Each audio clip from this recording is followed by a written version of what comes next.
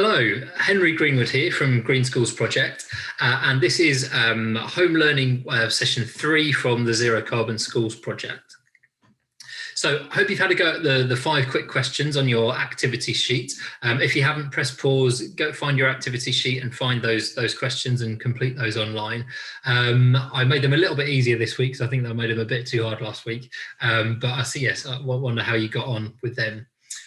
So the first 2 sessions that we did previously were all about kind of the background information. So information about climate change, what the causes, what the effects are, what we can do about it. And hopefully those were intended to inspire you to take some action, and so that to help you to inspire other people to take action on this really important global issue. So some of the activities in previous weeks were doing a bit more research online, reading articles and watching videos about climate change, talking to your family about it, going outside. We had some snow at the weekend, so hopefully you went outside and had a bit of fun in the snow. Also, what we did after that was about writing speeches about climate change and about how other people can take action, and watching some speeches that Greta Thunberg did, and maybe you even had time to watch the documentary about her. So all of those activities were kind of a bit of an introduction. And did you give your speech to your family? Did you speak to them about it? Well, I wonder what they thought about it. So those were an introduction. What we're going to do this week is move on to kind of the next part of the program, and we're actually going to start looking at different aspects of how your school, Greenleaf Primary School, creates carbon emissions. So I'm going to share my screen with you now, so you can have a little look. Here we go. Share screen. And we're going to be looking at, in particular this week, what are Greenleaf's carbon emissions from energy?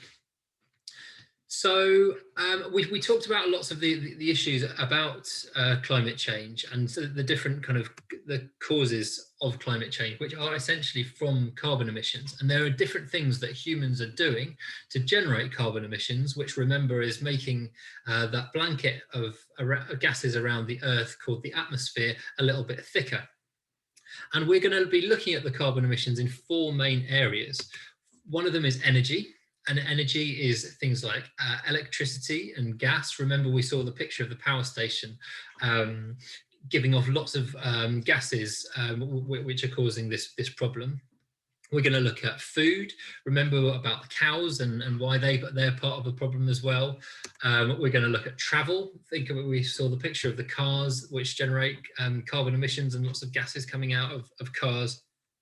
And we're also going to look at something called purchasing, which is basically means all the different things that we buy, because everything that we do has an impact on this. So looking particularly at energy this week, and this is the next thing that I would like you to do. I'm going to set you a little task, and you're going to pause the video in a minute, and I'm just going to explain what you're going to do. So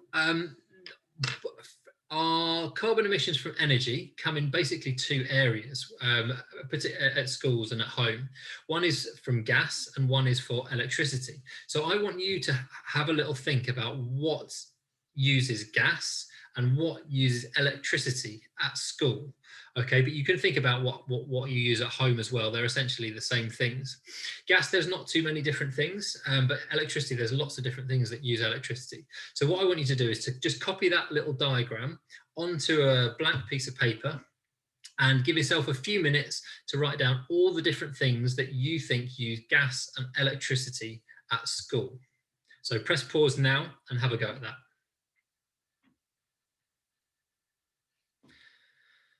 So hopefully you've pressed pause, you've had a go at that, and you're back now. And I'm going to just talk through some of the things that you hopefully will have thought of. So on the next screen here, we've got all the things that come from gas. Now, from gas, the main thing that generates carbon emissions is the heating. So the way that we create heat in our homes and at school is that gas comes through pipes underneath the ground. and it gets burned in a boiler. Now, see if you can find your boiler at home. In my house, it's in the kitchen, and at school, you have to have a boiler room. So there's a whole room devoted to a boiler because it's much, much bigger, because the school's obviously bigger than your home. And in the boiler, gas comes in, it gets burned at a very high temperature, and that heats up water, which then passes around the school or around your house at home. And that uses lots and lots of energy. Other things that use gas are cookers. So you might have some cookers at school which use gas. Electricity, there's lots of different things. So there might be lights, projectors, computers. At school you might have tablets. At home you might have a laptop. And in the kitchen you might have fridges and kettles. But I'm sure you guys will have thought of other things as well. That's not everything possible. And finally this week, I just want you to have a little think of how can we find out how much energy we use. So for our gas and for our electricity, it's not really something we think about all that much, how much we're using, but how do you think that we can actually figure out how much? What are the different ways that we could do that? So I'm not going to give you the answer to that. I'm going to pick that up next week because that's all we've got time for today.